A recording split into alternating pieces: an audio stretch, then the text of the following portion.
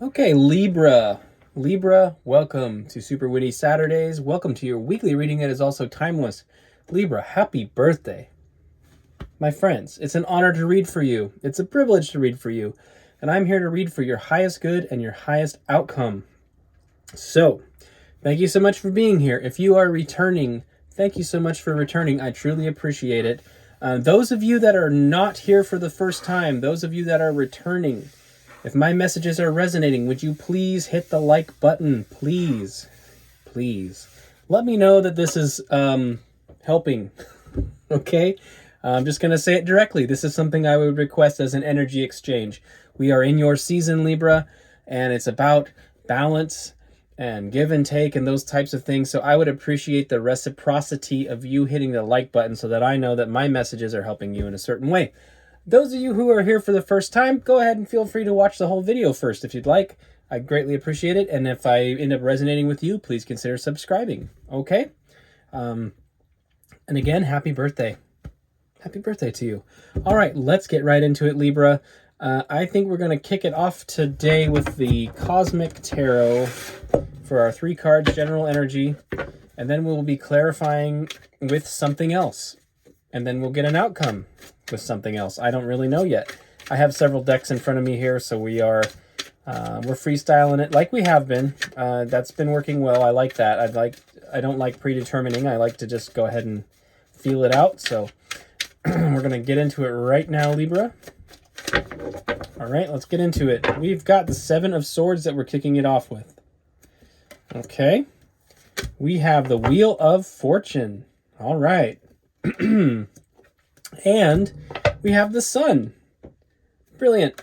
Okay, underlying the deck is the Prince of Cups or the Knight of Cups. So this is a emotionally mature energy coming towards you, or an energy that you're putting out. I kind of feel, Libra, again, we are coming into balance right now, aren't we? It's Libra season. The opportunities to come into balance are pretty significant. I think this 7 of Swords is a very interesting one because all of the swords are planted in the ground. The person there has a cloak, and then we have the moon. So it's about the things it's about the inner world. It's about the feminine and the receptive. And I think that what I like about the 7 of Swords is that none of the swords are... It's not like the traditional where they're in the hand and they're being stolen, right? There's not a lot of sneakiness going on here. I think it's more about a lack of communication. Something just simply being withheld. It's just communication being withheld. It's not a lie and it's not deceit. It's just not saying something. But I see the Wheel of Fortune and the Sun here, and I think it's really encouraging communication to happen. And it may be your communication towards another. You may be in this Knight of Cups energy where you are actually maybe wanting to offer a cup to somebody, perhaps, or somebody is going to come towards you with a cup. And of course, that could be lots of things. That can be friendship. That can be love, of course. Take it as it resonates. But what I do see is that the opportunity for a tremendous amount of happiness is right here on the horizon. And I love seeing the Sun juxtaposed with this 7 of Swords because the 7 of Swords has the moon so prominently displayed, right? And that is sort of the yin and the yang of the situation, the masculine and the feminine energy. So I think that you'll have to take that as it resonates. I don't know which side of that is more yours and which side may be somebody else's energy.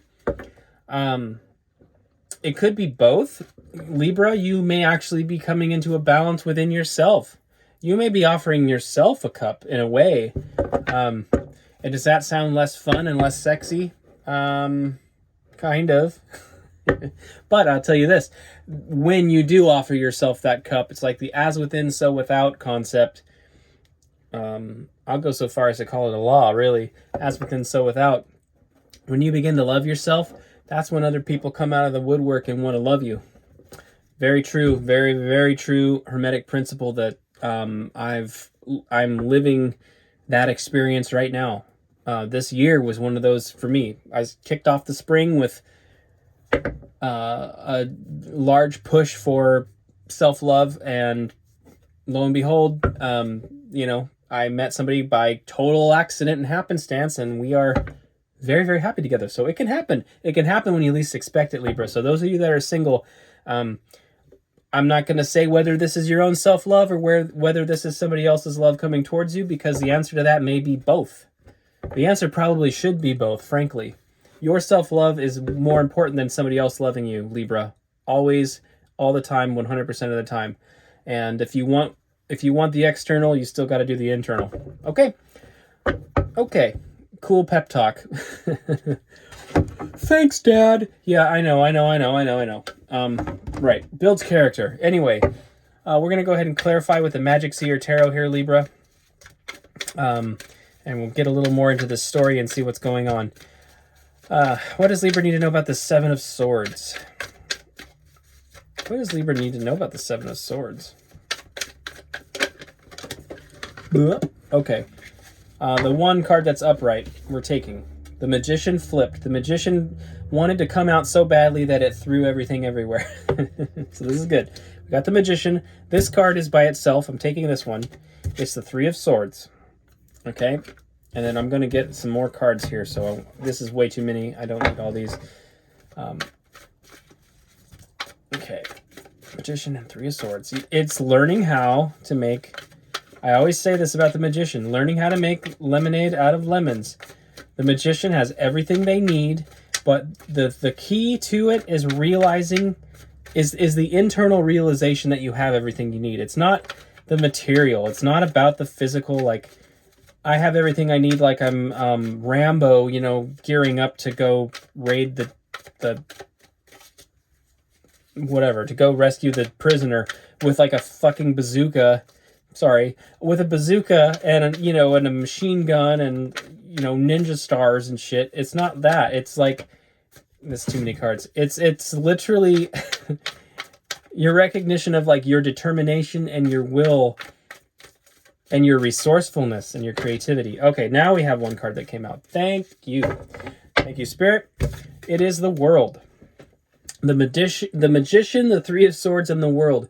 Your realization that you have everything you need to get past your setbacks, to get past your disappointments, to get past the heartache and the heartbreak, is the key to you ending a major cycle in your life. The World is the end of the major arcana. This is about a major life lesson. So, Libra, this is no small feat. This is a huge, huge thing in your life.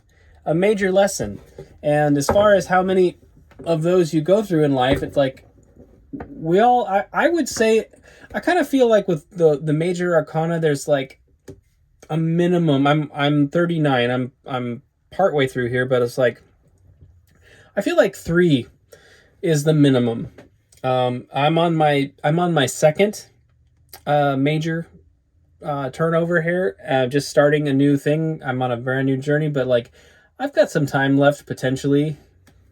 I mean, I don't know. I could die today, but I do have some time left in theory, and there's probably a time for at least one more. And to think that I have it figured out now would be an absolutely foolish thing to think. So there could be one more, there could be several more. I don't know. Underlying the deck is the Hierophant. This is literally a card of teaching, of mentors and mentees, of authority. It can represent marriages as well. Anything that has to do with any kind of institution, but it's also, the Hierophant is the bridge between heaven and earth. It's literally the spiritual mentor in your life. It can represent that as well. I find that funny because I've got so much dad energy right now. It's also the card of Taurus, and I happen to be a Taurus sun, which is funny to me. But this isn't about... This is... the lesson that you're learning here is about understanding and appreciating your own spiritual authority. The Hierophant, again, it is representing an external authority, but it can definitely be flipped on its head and understood that you've learned lessons that you needed to learn. Anytime you have this, it's like the lessons that you needed to learn probably came from an external person or circumstance, but the application of the wisdom or even the revelation of the wisdom could have very much come from you. They didn't have to set out to teach you anything. It could have been their bad behavior that taught you a profound lesson, right? So we need to understand that the guru in life, it's like the guru is everybody and the guru is nobody, and you are the guru. It's like, getting mugged in an alley is part of being a guru.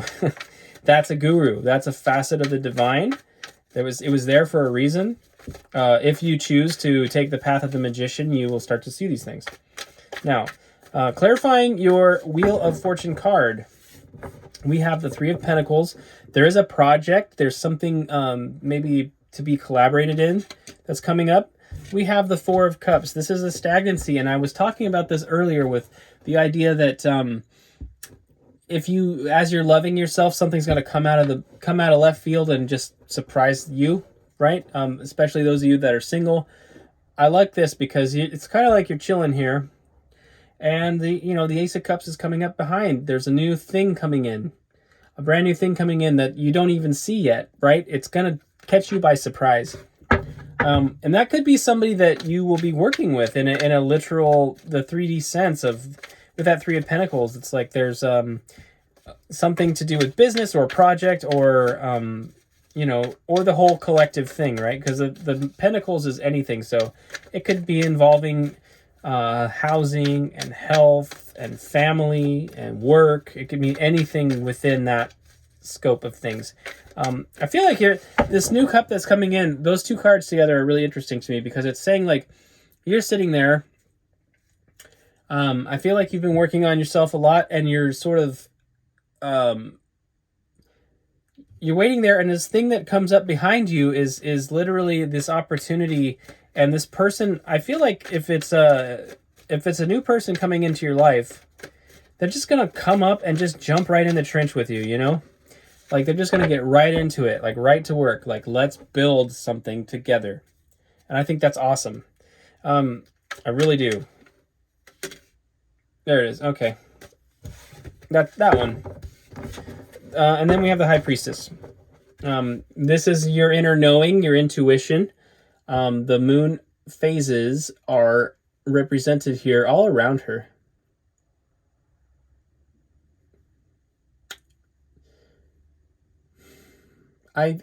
Basically it's your inner knowing. I'm just going to leave it at that. I think basically when this cup comes in, you're going to know whether or not to trust it. You'll be able to identify, counterfeit cups or fake cups or empty cups or cups full of really, really shitty Kool-Aid. When the cup of a vintage Merlot comes in, you'll know. I think you're just going to know before you taste it, right? Okay, interesting. Underlying the deck is death. This is a big transformation. A huge transformation. This is literally like an energy that you had been holding on to, Libra, is literally being released and a new beginning is starting. Death is transformation. Death is literally, one side of the balance between death and life. It's equally important. It's equally necessary, and it represents a new beginning, an ending representing a new beginning, and that's really key. I think Libra, there's a tendency for craving justice in a Libra's energy generally, very broadly speaking. I feel like there's something that you've learned about that. I mean, we clearly saw it in the first column. And as you're getting into this new cycle, you're really recognizing the power of that. The power of letting go to allow new things in. The power of releasing something so that your hand is then open to receive something else, right? That's huge. I love that. You're really finding your true alchemical power.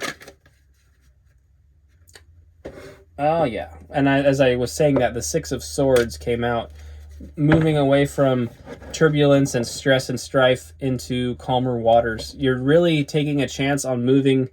You're taking a chance. The walking away from something that isn't serving, or the releasing of something, and sort of, you're almost kind of surrendering to the unknown. That reminds me of a song, the band A Perfect Circle. I don't know if right? I know, a little niche, but I'm surrendering to the gravity of the unknown.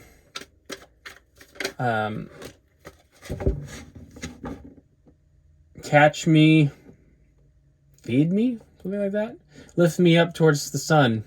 I choose to live. There's something like that. It's like surrender, which is a very much like a succumbing to something.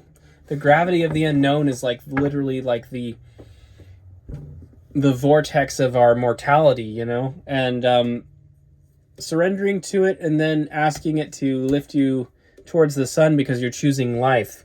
It's kind of a paradoxical notion, but it's really not. Releasing allows your hand to be open. And some of you are like, I don't know what that band is, and that's fine. Hopefully that still resonated. Some of you, maybe one of you out there was like, oh yeah, I know that song. That's badass. And I will say to you, tip of the cap. Anyway, we have these, regarding the sun, we have the Six of Swords, we have the Four of Pentacles. There's a guarded energy too. Something you're still dealing with on that side of it, and I think it's, related to the material. Okay. What is the answer to that? The Six of Swords. Yeah, and Temperance. Okay, balance. Temperance. Sagittarius energy, also balance, also patience. We are clarifying the sun, and again, the Wheel of Fortune and the sun at the beginning of the reading coming out is like that's so massively positive. The world here, it's like you've got some majorly great energy going on, and a lot of major arcana for that matter. So I think the residual energy here is there's a little bit of a reluctance. I feel like there's a little bit of a reluctance to actually move away from the circumstance, right? You're called away, and you have to be a little bit faithful to that idea of taking, taking the risk of walking away from something established or getting away from the conflict. But you don't have any bags here. You're not like this boat isn't loaded with luggage. It's just some people literally taking off, right? And then you've got this Four of Pentacles, and I feel this is the reluctance. This is the hesitancy. You could almost see this as like a bold action, getting away from the conflict unprepared is actually a very bold action. Walking away from conflict could be a bold action. This is sort of the inverse of that, and that is literally being stuck, being frozen. Like, I can't move because I have to protect these pentacles. I have to protect my livelihood or my career or whatever. You can't walk. You can't take any forward steps because you're holding these pentacles down with your feet.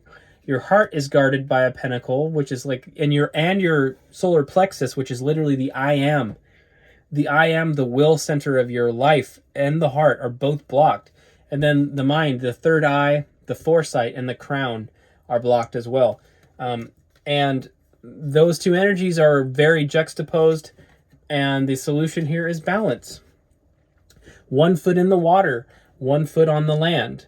Your energy is completely. I think you're finding this, Libra. Again, this is part of. Even though this is Sagittarius energy, it is something to do with balance and justice too, right, Libra? You understand this. This is really the essence of your sign in many ways. But the key to getting to this faraway land, this kingdom, is a balance of your passions and emotions with your logic and rationale and reasoning skills. In order to move forward, you have to have a balance between those. Also, the emotions, especially 1 foot in the water, 1 on the land. The cups are being poured from one cup to another cup, and no water is lost. And the water is emotional energy. If something is emotionally draining you, it's not in balance. That's always a gut check you can have. It sits right next to the High Priestess, which is about your inner knowing. It's like, that's the gut check you can use. Is this circumstance emotionally draining me? And if the answer is yes, it's not balanced. Is this emotionally fulfilling? If the answer is yes, then great. I think that's going to be your, the Four of Pentacles, the stationary energy versus the Six of Swords, which is literally like moving away from something. In order to determine which way to go without those energies is to really assess that. Are the emotions drained or are they fulfilled? And we have the moon underlying the deck right now, which is awesome because this is literally your inner world. The moon is the feminine aspect of you. Like I said earlier in the reading, it's your inner world. It's your deepest dreams and desires. It's your hopes. It's your fears. It's all of that. And I like that there's a path represented here as well, going through the 2 pillars, by the way, which are represented in the High Priestess card. So the path forward is through your inner world. That's awesome. Yeah, the path forward is through your inner world. Libra, that is so cool. I really like that. So you can trust your gut, and you need to, of course, use your essence, Libra. You are holding the sword of truth and the scales of justice. Your card is justice. And it's like, is this emotionally draining or emotionally fulfilling? And you'll know how to proceed based on that information. Plain and simple. All right. Oh, I'm breaking the rules today. We're going for something completely different. This is Lenormand. I'm going to take 3 cards, potential outcome from the Lenormand. And the Lenormand is a very interesting tool because it reads a little more like a narrative. There's more rigid, there's more rules to Lenormand. That said, this Lenormand deck has expansion cards, and it kind of undoes some of that rigidity, but we're going to use it as a potential outcome and see if it will also simultaneously provide some advice. I usually use Lenormand for a question of course of action. So rather than calling it outcome, we'll call it course of action. Like, what potential course of action can Libra take in this circumstance? All right, I'll do 3 more shuffles here if nothing comes out. Is that 3 cards? Yes, it is. Okay, let's get into it. Okay, the bridge. This is a bridge. The bridge is a bridge. It's not a traditional Lenormand card, but it's talking about going from one place to another, going from one point in time to another, crossing a river. And I like this too because we talked about death earlier, and in a lot of traditions, death is literally like that boat ride across the river, right? In Egyptian myths, I don't even know. I don't even know. I just know this, but I don't know this. I feel like the operator of death takes you across the river, though. I clearly need to brush up on that. But there's a river that we're crossing. We're crossing over water here. So getting from one side to the other, the death of one circumstance into another is dependent on your inspiration. I mean, it's the light bulb moment. And again, and this is the aha, like it's the internal light bulb. All right. The aha moment of and that's the key to your transformation. The butterfly is transformation, right? It starts out as a caterpillar. The cocoon is a coffin. The cocoon, literally, the caterpillar melts, dissolves into freaking protoplasm. The caterpillar doesn't just sprout wings inside the cocoon. It dissolves into goo and then totally reforms into a butterfly. There's a total death process, transition process that leads to this evolution. And I think the key to your evolution and your forward motion, these are both cards of transition, big time. Transition from one paradigm to another. Transition from your lower self to your higher self in a way, Libra. This is a big upgrade. It's like you're learning to take flight, right? It's through the light bulb moments that you have in your life, which we talked about so much with the Temperance and the High Priestess and all those energies.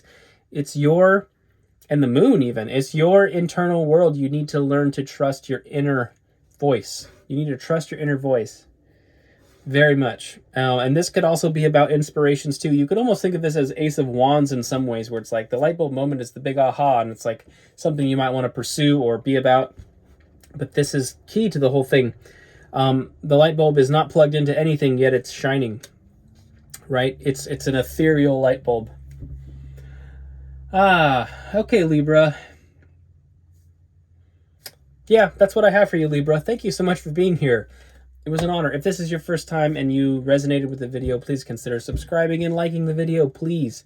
I would greatly appreciate it. It means the world to me, and I really do hope this was helpful. Best of luck with this energy, Libra. I hope to see you next Saturday on Super Windy Saturdays, and until then, take care. Have a beautiful week.